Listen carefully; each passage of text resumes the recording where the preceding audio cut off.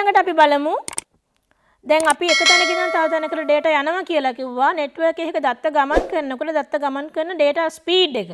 data transmission speed එක කියලා කියන්නේ යම්කිසි ඒකක කාලයක් තුල ඒ ඒකක කාලය තප්පර වෙන්න පුළුවන් ඒ ඕනම යුනිට් එකක් වෙන්න පුළුවන් මෙෂර් කරන්න පුළුවන් දෙන ලද කාලයක් තුල කොච්චර data ප්‍රමාණයක් transfer කරන්න පුළුවන්ද කියන එක තමයි ඒ කියන්නේ ඇත්තටම bit per second කියන එක ඕ character per second කියන එක තමයි transmission speed එක කියලා කියන්නේ දත්ත සම්ප්‍රේෂණය වෙනකොට පරිගණක දෙකක් සම්බන්ධ වෙන්නේ මාධ්‍ය තියෙන විදිය අපි ඒකට කියනවා data transmission medium ඒ මාධ්‍ය ගැන තමයි ඊළඟට කතා කරන්න යන්නේ data transfer වෙන medium එක බෙදන්න පුළුවන් ප්‍රධාන කොටස් දෙකකට guided unguided අපි මේකට කියන එහෙම නැත්නම් wired wireless පරිගණක දෙකක් ඔයාලට සම්බන්ධ කරන්න තියෙනවා ඔයගොල්ලෝ පරිගණක දෙකක් සම්බන්ධ කරන්න ඕන නම් ඒ පරිගණක දෙක සම්බන්ධ කරන්න පුළුවන් එක්ක අපිට රැහන් වලින් ඒ කියන්නේ වයර් වලින් එහෙම නැත්නම් අපිට සම්බන්ධ කරන්න පුළුවන් වයර් නැතුව. ඒතර වන්නේ මේක මෙන්න මේ කාරණාව තමයි අපි කියන්නේ transmission medium කියලා. එතකොට guided තියෙනවා unguided තියෙනවා. අපි සිංහලෙන් කියනවා නියමු සහිත නියමු රහිත නැත්නම් රැහන් සහිත රැහන් රහිත කියලා කියනවා. guided media කියලා කියන්නේ වයර් එකක් නම් වයර් හදන්න තියෙනවා ප්‍රධාන වර්ග තුනක් twisted pair, coaxial cable, fiber optics. ඊළඟට අපි කතා කරනවා අපි ඒ කතා කරලා ඉවර කරේ guided media. දැන් අපි කතා කරනවා unguided media. unguided media කියලා කියන්නේ රැහන් රහිතව අපිට කනෙක්ට් වෙන්න පුළුවන් විදි. වයර් නැතුව කනෙක්ට් වෙන්න පුළුවන් විදි. wireless කියලා කියන්නේත් ඕකම තමයි. ප්‍රධාන වශයෙන් තියෙන ආකාර තුනක් unguided media වල radio waves, infrared, microwave. Radio තරංග, අදෝරක්ත තරංග සහ ශුද්‍ර තරංග. ඊළඟට අපි කතා කරනවා network වල තව වර්ගීකරණයක් පරිගණක ජාල කරන්න පුළුවන් geographically පැතිරෙන ප්‍රදේශය අනුව. පරිගණක ජාල මෙන්න මේ විදියට. personal area network, local area network, wide area network and the metropolitan area network සහ wireless local area network තව තියෙනවා මේක සම්බන්ධ නමුත් අපි මූලික දේවල් ටික විතරයි මෙතනදී කතා කරන්නේ. අපි මේවට කෙටියෙන් කියනවා PAN, LAN, MAN, WAN and WLAN. personal area network. personal area network කියලා කියන්නේ මීටර් 10කට වඩා අඩු ප්‍රදේශයක් ඇතුළේ හදාගන්න network අපි කියනවා PAN. එහෙම නැත්නම් personal area network. for example අපිට ගන්න පුළුවන් ඔයාගේ computer එකයි ඔයාගේ laptop එක ඔයාගේ computer එකයි එහෙම නැත්නම් ඔයාගේ PC එක වෙන්න පුළුවන් laptop එක වෙන්න පුළුවන් ඒක connect කරනවා ඔයාගේ mobile එකට. ඒතර එතන හැදෙන්නේ PAN network එක. ඔයා mobile එක connect වෙනවා තව යාළුවෙකුගේ mobile එකක් එක්ක. තව කෙනෙක්ගේ mobile එකක් එක්ක. එතකොට ඒකත් යන්නේ PAN. small area එක හදාගන්න පුළුවන් network එක අපි කියනවා PAN කියලා. දෙවෙනි එක local area network. local area network කියලා කියන්නේ එක room එකක එක building එකක ඒ කියන්නේ විශාල ප්‍රදේශයක් නෙමෙයි සාමාන්‍ය කුඩා ප්‍රදේශයක අපිට මේක පැතිරෙනවා නම් අපි කියනවා ඒකට local area network එකක් කියලා. තුන්වෙනි එක metropolitan area network.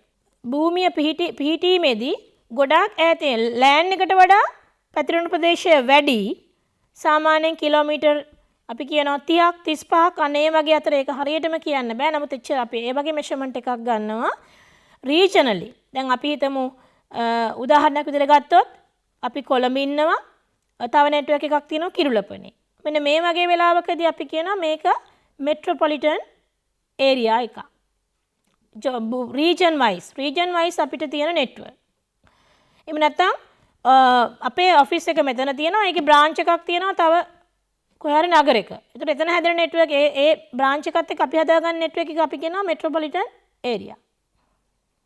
ඊළඟට wide area network. wide area network කියන එකේ තේරුම විශාල ප්‍රදේශයක පැතිරෙන ගොඩක් වෙලාවට මේක රටවල් දෙකක් අතර වෙන්න පුළුවන්. region එක ගොඩාක් විශාල රටවල් දෙකක් අතර තියෙන network දෙකක්. උදාහරණයක් අපි ලංකාවේ ඉන්න අපි සම්බන්ධ වෙන අපේ වෙන branch එකක් තියෙන පිට රටක. එහෙ තියෙන network එකක්. එතකොට එතන හැදෙන network එක තමයි අපි කියන්නේ wide area network. geographically ලොකු distance එකක් තියෙන භූගතව දුර ප්‍රදේශ දෙකක් එක හදාගන්න නෙට්වර්ක් එක අපි කියනවා wide area network. ඊළඟට වර්තමානයේ වෙනකොට wireless communication කියන එක ගොඩක් ජනප්‍රිය වෙලා ගෙයක් ඇතුලේ වුණත් අපිට පුළුවන් wireless network එකක් access කරන්න LAN එකක්ම තමයි local area network එකක්ම තමයි ඒක අපි පාවිච්චි කරනව නම් wireless කියන ආකාරයෙන් අපි කතා කරනවා මේකේ පස්සේ routers ගැන Wi-Fi router එකකින් වගේ අපිට connect වෙනවා නම් ගෙදර ඕගොල්ලන්ගේ laptop එක smartphone එක ඊළඟට printer එක ඊළඟට speaker එක මෙන්න මේ වගේ wireless connect වෙලා හදා ගන්න devices ටිකක් පොඩි area එකක් ඇතුළේ අපි ඒකට කියනවා WLAN කියලා wireless local area network කියන එක. ඊළඟට අපි කතා කරන්නේ network එකක අපි පාවිච්චි කරන devices. network එකක අපි පාවිච්චි කරන devices මොනවද කියලා. network එකක් අපිට හදා ගන්න ඕන නැත්නම් අපි network එකක් මේ වෙනකොට අපි ළඟ තියෙනවා නැත්නම් අපිට network එකක තියෙන devices දැක්කම අපි අඳුර ගන්න ඕනේ මොනවද මේ devices කියන එක. ඔයාලගේ practical modules පටන් ගන්න මෙන්න මෙතනින් තමයි. networking devices. networking devices කිව්වම network එකක් කිව්වම දැන් devices සමහර ඒවා අපි මේ වෙනකොට කතා කරා. පළවෙනි එක තමයි network interface card. අපි මේකට කියනවා NIC. මේ පින්තූරේ දැන් දාලා තියෙනවා මම network interface card එකක්. network interface card එක කියන එක අපි වෙනම ගන්න ඕන device එකක් නෙමෙයි. ඔයාලා desktop computer එකක් ගත්තත්, laptop computer එකක් ගත්තත් ඔයාලගේ motherboard එකේ inbuilt එනවා මෙන්න මේ network interface card කියන එක. ඒ කියන්නේ ඔයාලගේ cable එකක් ගහන්න, LAN cable එකක් ගහන්න, network cable එකක් ගහන්න තියෙන port එක තමයි port එක තියෙන card එක තමයි network interface card කියලා කියන්නේ. A network interface card is a circuit board or a card that installed in a computer so that you can be connected to the network. එතකොට අපි කියනවා සාමාන්‍ය network interface card එකේ තමයි full time network වල වැඩ කරන්න dedicate වෙලා තියෙන්නේ. ඒකට හැම computer එකකම network interface card එක දකින්න පුළුවන් අපිට. දෙවෙනි එක තමයි network hub. network hub කියන එක වර්තමානයේ පාවිච්චි වෙන්නේ නැහැ. අපි කියනවා hub එක කියලා කියන්නේ එච්චර intelligent device එකක් නෙමෙයි කියලාත්. A network hub is a networking device which is used to connect multiple network hosts. A network hub is also used to data transfer. However, because of its working mechanism, a hub is not secure and safe. Secure සහ safe නෑ කියලා කියනවා. ඒ කියන්නේ hub කියන එක පාවිච්චි කරනවා පරිගණක කීපයක් එකිනෙක සම්බන්ධ කරන්න. ප්‍රශ්නේ තියෙන්නේ hub එකකට පණිවිඩයක් දුන්නොත් network එකේ 10ක් හිටියොත් computer සම්බන්ධව 10 දෙනාටම මේ පණිවිඩය යවනවා. එයාට තෝරගන්න බෑ යවන්න ඕන එක්කෙනෙක්. ඒ නිසා තමයි අපි කියන්නේ මෙයා intelligent device එකක් නෙවෙයි කියලා. මෙන්න මේ hub එක intelligent device එකක් නොවන නිසා වර්තමානයේ බහුලව පාවිච්චි කරන device එක තමයි network switch. most important device එකක් networking වලදී. අපි කතා කරා star topology එක තරුවක් වගේ තියෙන එකේදී මෙන්න මේ switch එක hub එක තමයි use කරන්නේ centralized access point එක විදියට. network switch. මේ තියෙන switch එකක් ඔයගොල්ලෝ පින්තූරේ පේනවා ඇති.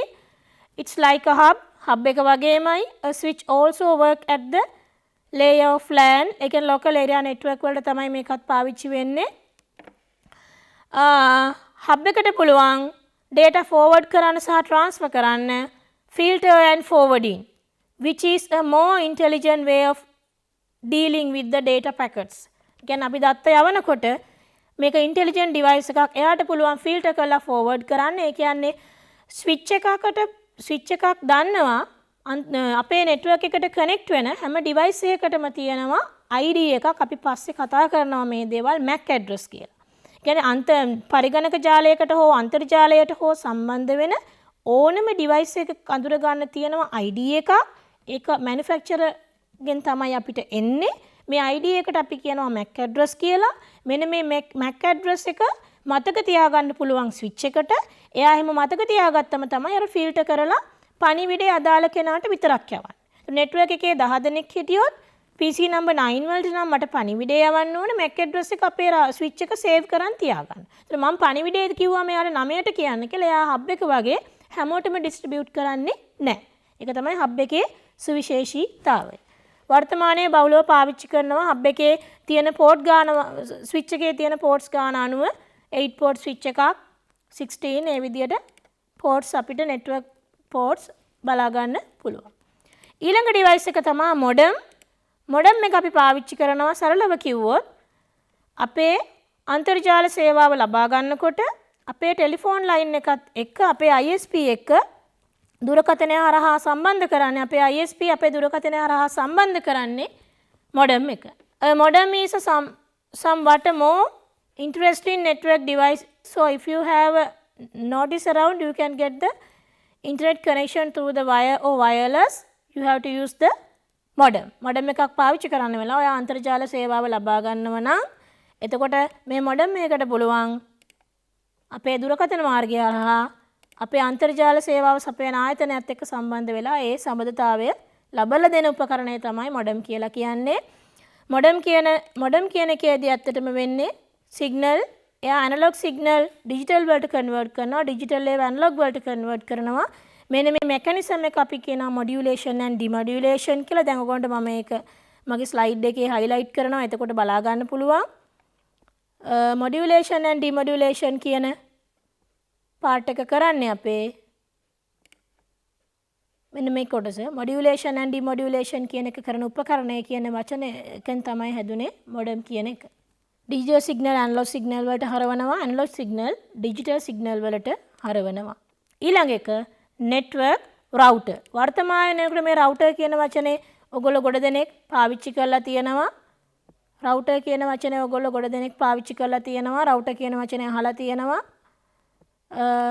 router කියන එකේදී වෙන්නේ router එකට පුළුවන් network traffic එක route කරන්න වෙන network එකකට. A router is a network device which is responsible for routing traffic from one to another network. ඒතර අපිට පුළුවන් එක network එකකින් ඉඳලා තව network එකක් එක්ක සම්බන්ධ වෙලා ඒතර network traffic එක control කරන router එකක් පාවිච්චි කළා. routers ගත්තම wired, wireless ඒ විදිහට routers අපිට දකින්න පුළුවන්. ඊළඟ device එක තමයි bridge. bridge කියන්නේ network දෙකක් එකිනෙක සම්බන්ධ කරන්න ඕන නම්. හිතන්න අපි ළඟ තියෙනවා classroom 1 එකේ එක network එකක්, classroom 2 එකේ තව network එකක්. අපිට අවශ්‍ය නම් මේ classroom 1 එකේ network එක classroom 2 එකේ network එකක් එක join කරන්න. අනේ ඒ වෙලාවේ ගන්න ඕන උපකරණය තමයි bridge. bridge එක පාවිච්චි කරනවා network දෙකක් එකිනෙක සම්බන්ධ කරන්න. මෙන්න මේ දාලා තියෙන පින්තූරෙන් ඔයගොල්ලන්ට identify කරගන්න පුළුවන් bridge එකක් කොයි වගේද කියලා. ඊළඟට අපි යනවා ඊළඟ network device එක ගැන කතා කරන්න repeater. repeaters කියන එකේ පින්තූර දැන් ඔන්න ඔයගොල්ලන්ට බලා ගන්න පුළුවන්. පළවෙනි පින්තූරේ තියෙනවා repeat එකක්. දෙවෙනි පින්තූරේ තියෙනවා repeat එකකින් වෙන කාර්යය මොකක්ද කියන එක. අතරම repeat එකක් අපි පාවිච්චි කරන්නේ අපි signal එකක් transfer කරනකොට distance එක කියන්නේ දුර වැඩි වෙනකොට signal එක drop වෙන්න නැත්නම් signal එකේ strength එක අඩු වෙන්න පුළුවන්. එතකොට send කරන එක ඒ විදියටම receiver ළඟට යන්නේ නැහැ. අන්න ඒ වගේ වෙලාවකදී signal strength එක වැඩි කරන්න අපි කියන amplify කරන්න අපිට use කරන්න පුළුවන් device එක තමයි repeat එක කියලා කියන්නේ. long distance වලට යනකොට තමයි repeat එක වැඩිපුරම පාවිච්චි කරන්නේ. ඊළඟ device එක තමයි firewall. මේකත් හුඟක් වැදගත් device එකක් firewall එකක්. ඒ කියන්නේ අපේ network එක බාහිර network එකක් එක්ක සම්බන්ධ වෙනවා නම් for example ඔයාගේ office network එකකින් class එකේ network එකකින් ඔයා connect වෙනවා නම් outside network එකකට. ඒතර අපිට ඒ network එකේදී virus එන්න පුළුවන්, security issues වෙන්න පුළුවන්, unauthorized access කියන ඒවා වෙන්න පුළුවන්. මෙන්න මේ වගේ වළක්වන්න තමයි firewall එකක් use කරන්නේ. basically firewall වර්ග දෙකක් තියෙනවා. පළවෙනි පින්තූරේ මම දාලා තියෙනවා ඒ පළවෙනි category එක hardware firewall. දෙවෙනි පින්තූරේ මම දාලා තියෙනවා software firewall. එතකොට firewall එක ප්‍රධාන කොටස් දෙකයි. hardware firewall එකක් දාන්නත් පුළුවන්. එහෙම නැත්නම් මෘදුකාංගයක් කරා firewall එකක් අපිට establish කරන්නත් පුළුවන්. A firewall is a system designed to prevent unauthorized access to from a private network. That is the most important one, unauthorized access. Using firewall, you can prevent unauthorized access. Unauthorized access නවත්තන්න පුළුවන් firewall එක පාවිච්චි කරලා. The firewall can be either hardware or software. Hardware firewall එකක් use කරන්නත් පුළුවන්, software firewall එකක් use කරන්නත් පුළුවන්. ඉන්ට්‍රානෙට් වලදී මේක බහුලව අපි පාවිච්චි කරනවා. එතනින් පස්සේ අපි අවසානයේ කතා කරනවා ඔයාලා නෙට්වර්ක් එකක් දැක්කොත් නැත්නම් නෙට්වර්ක් එකක් හදනවා නම් මොනවද නෙට්වර්ක් එකක තියෙන බේසික් components කියලා. basic components of a computer network. computers තියෙනවා ඊළඟට තියෙනවා work station වෙන්න පුළුවන් ඒවා computers කියන්නේ තනි පොඩි කියන්නේ normal personal computers වෙන්න පුළුවන් work station වගේ ලොකු computers වෙන්න පුළුවන්. දෙවෙනි එක තමයි network interface card, hub එක තියෙනවා, switch එක තියෙනවා, router එක තියෙනවා. ඕවා තමයි basic components වෙන්නේ network වල. මම හිතනවා අද මේ lesson එක අවසන් වෙනකොට ඔයාලට අදහසක් එන්න ඇති පරිගණක ජාලකරණය සහ ජාලකරණයට අදාළ මූලිකාංග මූලික කරුණු ටික අද අපි මෙතනින් අවසන් කරනවා අපේ පළවෙනි lesson එක networking වලට අදාළව ඔබ සමට ස්තුතියි.